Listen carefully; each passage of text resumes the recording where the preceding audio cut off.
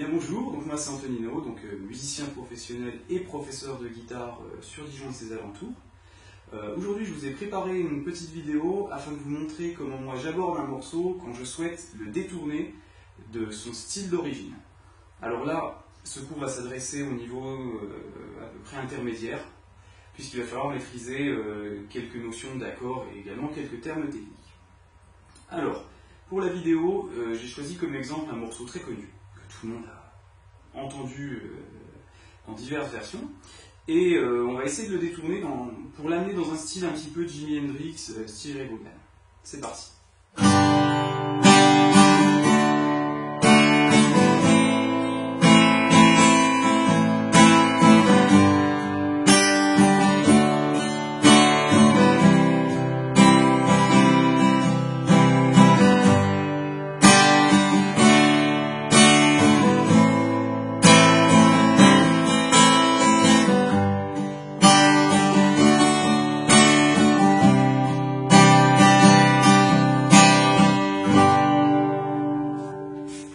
Alors, vous avez sans doute reconnu le morceau sans que j'ai besoin de vous donner le titre. Tout le monde a entendu la version de Dylan ou la version des Guns ou autre. Nous ici, on va essayer, voilà, comme je disais, de l'amener dans des sonorités plus hendrixiennes, comme on peut en entendre par exemple sur des ballades comme Little Wing ou des morceaux comme Bold as Love. Alors, avant d'aller plus loin, on va déjà un petit peu revoir les accords du morceau que normalement vous connaissez déjà. Donc on va trouver un Sol majeur, un Ré majeur, un La mineur, ensuite la boucle reprend, Sol majeur, Ré majeur et Do majeur pour conclure. Nous on va voir un petit peu quelle position Hendrix a l'habitude d'employer pour jouer ces différents accords. Alors la première chose qu'on va faire, ça va déjà être de jouer ces accords dans leur version barrée. J'espère que vous connaissez un petit peu le manche de votre guitare, les notes sur les cordes les plus graves notamment, et que vous savez un petit peu comment construire un accord barré, par exemple par rapport à un accord ouvert majeur. Donc le premier accord Sol majeur va être un barré en case 3, voilà, un barré majeur. On va prendre donc racine avec sa fondamentale corde de Mi grave. Le Ré, on va le prendre à partir de la cinquième case corde de La. Le La mineur à partir de la cinquième case corde de Mi grave. Et pour le Do, on va trouver deux versions quand le Do va passer. Un Do qui va prendre donc sa fondamentale case 3 corde de La. Et puis un Do qui prendra sa fondamentale case 8 corde de Mi grave. On fera quelques petites variantes. Alors, ça ce sont des accords encore, on va dire, communs un petit peu à tous les guitaristes. Nous, on va essayer de voir un petit peu comment Hendrix change les doigtés de ses accords pour leur donner des sonorités complètement différentes et surtout pouvoir jouer mélodiquement à l'intérieur des accords. Si je m'intéresse au Sol barré, chez Hendrix, on va trouver deux variantes de ces accords. La première consistera à placer le pouce sur la case 3 corde de Mi grave. Donc ça c'est un petit peu difficile au départ, ça peut être un peu douloureux. On n'hésite pas à lever un petit peu le coude. Il faut un petit peu de temps pour se faire à ces positions d'accord. À l'intérieur, on va trouver donc l'annulaire case 3, annulaire case 5, corde de La, auriculaire case 5, corde de Ré, majeur case 4, corde de Sol, et mon index va faire un petit barré en case 3 sur les cordes de Si et Mi. Voilà. Donc ça c'est une des deux positions hendrixiennes qui correspondent à la position barrée classique. La deuxième position, elle n'est pas très compliquée, elle y ressemble énormément. Ce qu'on va faire, c'est qu'en général, on va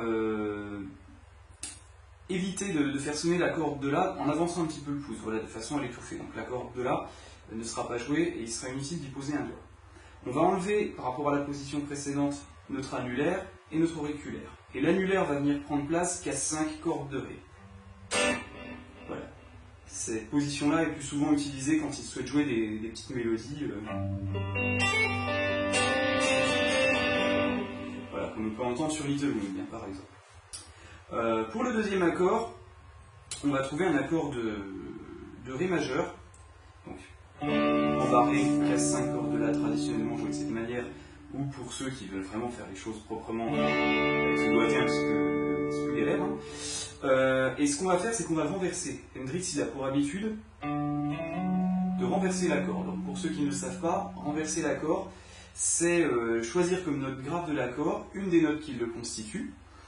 Ici, ce serait la tierce durée, donc le fa dièse, mais donc c'est une note constitutive qui ne sera pas la fondamentale. Donc ici, on a en l'occurrence un ré, basse fa dièse, premier renversement, pour ceux qui connaissent un petit peu. En fait, voilà, de notre accord classique, on est allé chercher le fa dièse, case 9 cordes de La avec l'annulaire, et mon index opère un petit barré sur les cordes de Ré, Sol et Si en case C.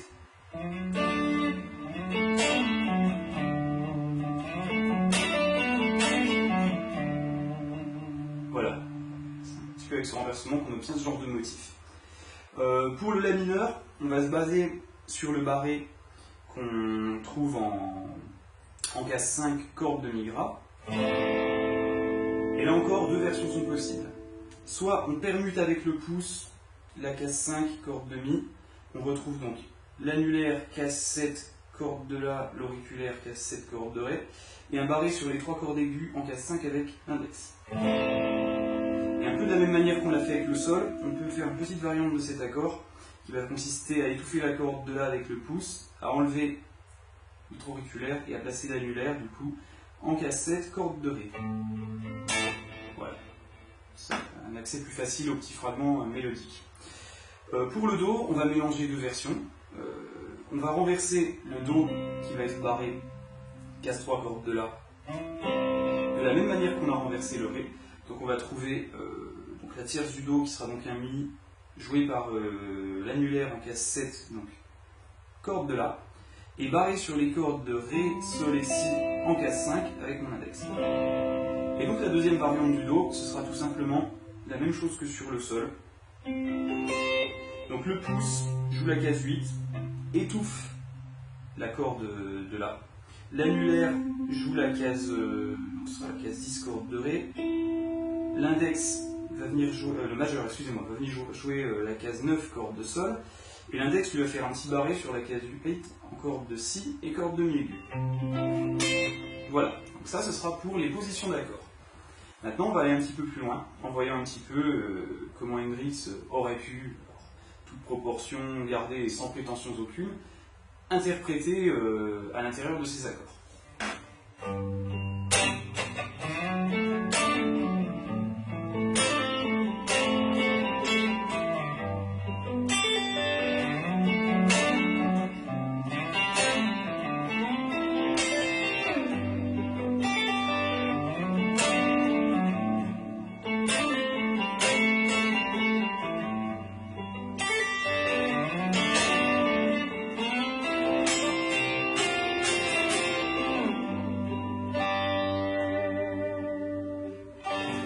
Donc maintenant ce que je vais faire, c'est que je vais vous détailler un petit peu le motif joué précédemment. Alors je pense que les amateurs d'Hendrix qui ont déjà un petit peu travaillé certains de ces morceaux vont retrouver les clins d'œil dans les plans, hein. Toute modestie gardée bien entendu. Hein. Donc pour le premier accord, pour le Sol, on va donc se retrouver avec la première position que j'ai montrée, enfin première position du style Hendrix. On va jouer la basse, qui va se trouver corde de Mi jouée par le pouce, son octave en corde de Ré, et ensuite je vais attaquer les cordes du centre assez franchement. Voilà, de cette manière. Ce qui est intéressant avec ce style d'accord, c'est aussi qu'on peut rentrer très fort dedans en gardant une sonorité qui est pleine et très compacte. Chose qu'on ne peut pas vraiment faire avec un barré qui part un petit peu dans tous les sens, voilà, qui manque un peu d'attaque. Donc pour le Sol, suivi de deux dead notes. Voilà, on attaque bien, aussi bien sur l'aller que le retour. Voilà. Pour les dead notes, ce que je fais, c'est que je bloque complètement avec ma main gauche et je balaye toutes mes cordes en aller-retour. On va arriver sur le Ré, donc ce qui va se passer, c'est que je vais effectuer un glissé de la case 7 à la case 9 corde de La, pour me retrouver dans la position de démanché sur tierce que je vous ai montré tout à l'heure. Ensuite, je vais effectuer un double stop en jouant les cordes de Ré et Sol ensemble. sur la corde de La en case 9. Et là on va effectuer un hammer pull-off avec l'annulaire sur la case 9, corde de Ré. Voilà. Alors les retours ne sont pas obligatoires, on peut essayer de jouer tout en aller. Ça sonne peut-être encore parfois plus Hendrixien. Une fois que j'ai fait ça, je vais effectuer un aller-retour sur la corde de La en jouant la case 9 avec l'annulaire et en démanchant case 7, corde de La, toujours avec l'annulaire. Ce qui me permet de me retrouver dans la position que j'ai montrée pour le La mineur. Je recommence. Voilà. Sur le La mineur, on va trouver un motif un petit peu plus long, puisque le La mineur dure une mesure.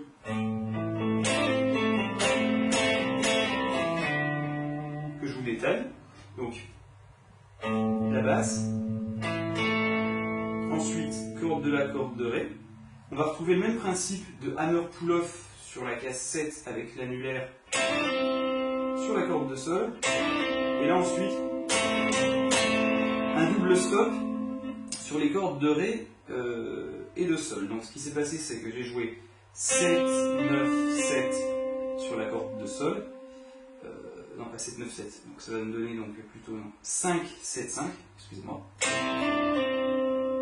Ensuite, en jouant un couple de 2 cordes, donc la corde de Ré et la corde de Sol, je vais jouer Case 7, Case 5 et Case 7 sur la corde de Ré.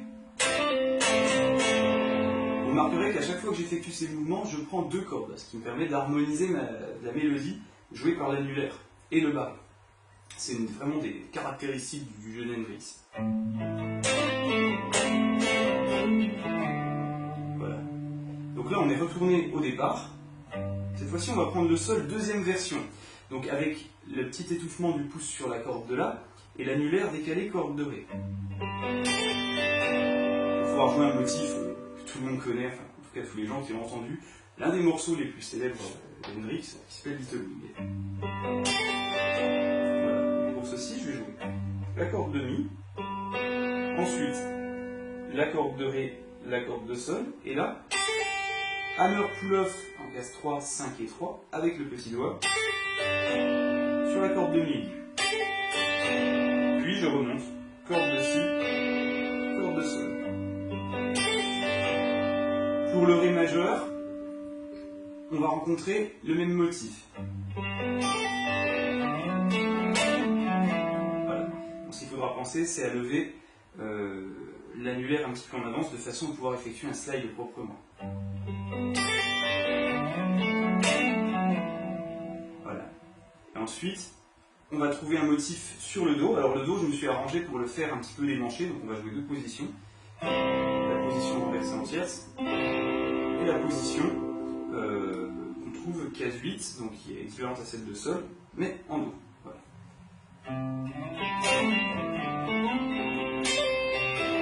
Ça nous donne ce motif-là. Donc là, on joue le Do, slide rapide, groupe de notes en case 5 sur les cordes de Ré et de Sol à l'aide d'un barré. Et là, on va trouver un petit double stop, donc joué par l'annulaire sur la case 7 en corde de Ré. Voilà. Ensuite, je retrouve ces notes, donc on va jouer la case le Mi case 7 ainsi que la case 5. On a les retours. Et là, je vais glisser de la case 7 à la case 10, corde de Ré, pour pouvoir me retrouver dans la position démanchée. Et là, je retrouve un peu le même genre de motif que j'avais sur le Sol. Voilà. Donc en fait, je viens d'arriver en case 10. Je joue la corde de Si, la corde de Sol, hammer pull-off sur la corde de Mi en case 8 et 10 avec le petit doigt. Et j'ai terminé. Et ensuite on repart. On peut faire tourner la grille comme ça. Et bien évidemment, après, rien n'empêche de reprendre ces accords de créer plein de variantes, notamment en piquant des plans dans les divers morceaux d'Hendrix qui emploient un peu ce style d'accompagnement. Donc voilà, là on a vraiment vu comment détourner un morceau de son style d'origine et l'amener dans une sonorité hendrixienne. Alors, tous les morceaux ne sont pas détournables dans tous les styles. Je pense que vous aurez un petit peu de mal à détourner le morceau qu'on a pris comme exemple dans les styles, moi je sais pas, hein, de Kerry King par exemple, bien que ça puisse être rigolo. Et puis le style d'Hendrix ne s'adapte pas non plus sur tous les morceaux.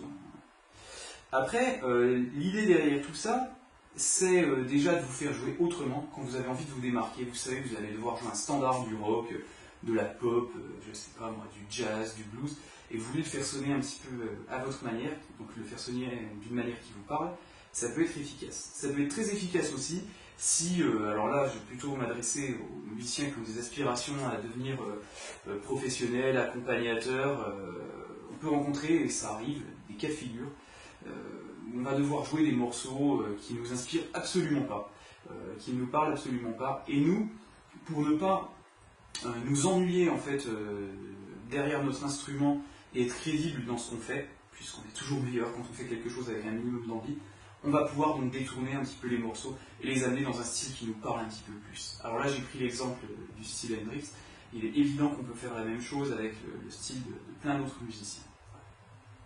Donc moi j'espère que la vidéo vous a plu. Si c'est le cas, n'hésitez pas à vous abonner à la chaîne YouTube et puis à visiter la page Facebook, hein, je vous laisse le lien en bas de la vidéo. Et puis j'espère qu'on va se retrouver rapidement pour un autre cours sur la guitare.